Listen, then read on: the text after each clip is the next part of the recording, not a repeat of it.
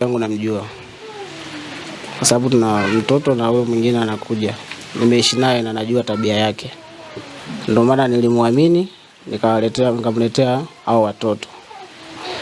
Kusema kwamba namwadhibu vile kwa sababu ni mtoto wa kambo sio kweli. Kwa hiyo inawezekana tu pale aliteleza, alikuwa labda na hasira, akatumia ile hasira kufanyaje kumwadhibu vile mtoto. Lakini kumchapa hapana, sio kweli.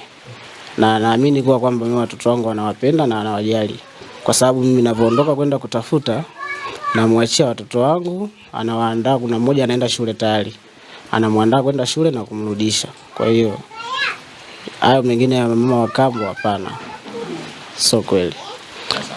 Kwa upigaji wa namna ile sio sahihi kwa mtoto.